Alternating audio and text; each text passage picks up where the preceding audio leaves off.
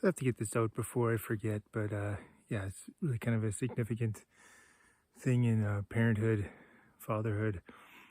Kind of every night, almost every night, I tell stories to my 4-year-old, and I usually just kind of make them up as I go.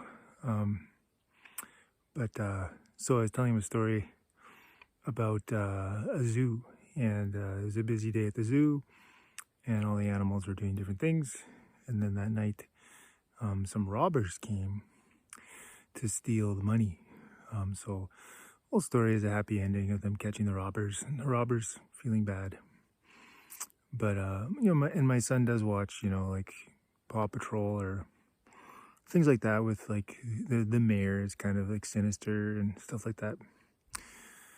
But he's like, I called the robbers bad guys, and he said, like real bad guys? And I'm like, well, yeah, in the story.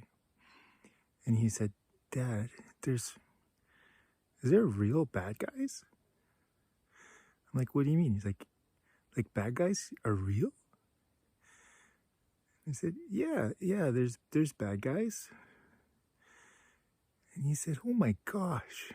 And his eyes just like opened with wonder of what? In the world, there's really bad guys? And my heart broke a little bit because I was like, oh, I wish he didn't know that yet. And he just found it so fascinating that there could be people in this world that do bad things. He just thought it was kind of like a TV thing. And like, it's just a little bit of an eye-opener to say, kids are just, they're sponges, they soak stuff up, they ask questions. And there's just this neat kind of, time in his life where he just felt so safe and okay.